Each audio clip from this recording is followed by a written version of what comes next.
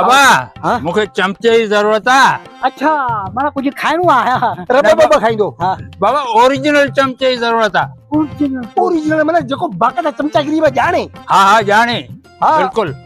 मामा गालाए सुधो आऊं इज्जत वारो माण्हू आहियां हाँ ऐं वॾो इज़त वारो आहे वॾे में वॾो चमचो आहे ए न बाबा ने मूंखे ॿुधाए मामा के ज़माने में चमचागिरी अहिड़ी कंदो हो अच्छा। अहिड़ी कंदो हो माना चङनि भलनि खे ढूंढ करे वेंदो हो हाँ बाबा ॾिस न मोहन ते मां केर थो लॻे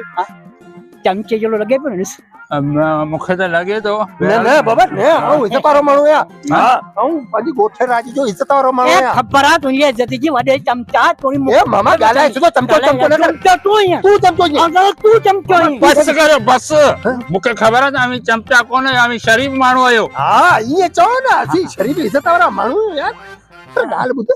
इहो चमचनि खे तूं ॻोल्ही छो पियो मुखे चमचन ला का उन ला पे गोलियां तो मुखे उनके 5 लाख रुपया ॾियणा। 5 लाख रुपया हाँ बा एॾा बूतरिस मूंखां वॾो को चमचो तोखे मिलंदो ई न कोन न न न न ही चमचो कोन्हे ही छलो ॾिस ही चमचागिरी जे मणे नाले आहे वॾो चमचो त आऊं आहियां अरे मामा तू इज्जत वारो माण्हू आहे यार चमचो आऊं आहियां चमचो आऊं आहियां आऊं आहियां तूं कोन आहीं चमचो कोन आहीं चमचो रे चमचो आऊं आहियां तूं अञा मासूम ॿार आहीं तोखे कहिड़ी ख़बर मामा आऊं वॾे में वॾो चमचो आहियां मुंहिंजो बूतरिस चमचो जहिड़ो आहे तो पार के चओ चमचो आहियां अरे बस बस पहिरीं जेकॾहिं अवां चयो त असीं चमचा कोन आहियूं जेकॾहिं हाणे पैसनि जी ॻाल्हि आहे त अमी चमचा थी विया। त बाबला मुफ्त में केर थो चमचो थिए सभु कुझु पैसे सां आहे no, no, no, no.